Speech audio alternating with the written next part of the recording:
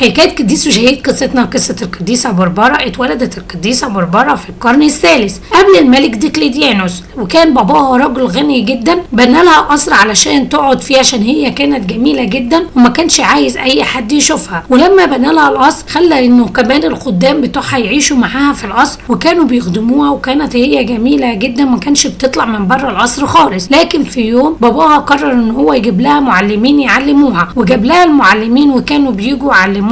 كان من ضمنهم معلم مسيحي، لكن باباها ما كانش يعرف ان هو مسيحي. ولما جه وابتدى يكلمها عن الديانة المسيحية فابتدت تآمن بربنا لغاية لما عرفت كل حاجة عن الديانة المسيحية، وبعدين اتعمدت وبقت مسيحية. ولما اتعمدت كان برضو باباها ما يعرفش ان هي اتعمدت لان باباها ما كانش عايش معاها في القصر. ولما جه ابوها في يوم علشان يقول لها انه في عريس جاي يطلبها للزواج، لكن بقى هي في الوقت ده رفضت وقالت له لا يا ابي. راح قال لها طيب خلاص فكري لمدة فترة، انا مسافر وجاي تكون انت فكرت. وسابها باباها وسافر. ولما رجع لقيها عامله علامة الثالوث في البيت بالصلبان، فاول ما شاف كده اتضايق جدا وقال لها ايه اللي انت عاملاه ده؟ قالت له ما انا مسيحية واتعمدت وانا مسيحية. فاتضايق قوي باباها وقال لها ازاي انت مسيحية؟ ده انت بنت رجل وثني وانت كمان وثنية، ازاي تسيبي ان انت تعبدي الاوثان وتعبدي المسيح؟ وراح قال للامبراطور، والامبراطور جابها وعذبها عذابات شديدة جدا. وكان بعد كل عذاب ربنا بيشفيها. وكان باباها والامبراطور بيشوفوا كده لكن ما كانوش بيامنوا بربنا، وفضل على الحال ده عذابات كتيرة جدا واشد العذابات، وكانت كل مرة بتشفى من عذاباتها لكن برضو باباها ما امنش. وبعد فترة امر الامبراطور بقطع راسها، ان اللي قطع راسها بالسيف هو باباها. ونالت القديسة اكليل الشهادة. وكان في الوقت ده في واحدة موجودة كانت وثنية برضو اسمها يوليانا. ويوليانا لما شافت كده امنت برب المجد يسوع المسيح وصرخت بصوت عالي وقالت انا كمان مسيحية. فجابها الامبراطور وقطع راسها ونالت برضو اكليل الشهادة. بركة القديسة بربرة والقديسة يوليانا تكون معنا، ولربنا المجد الدائم الى الابد امين.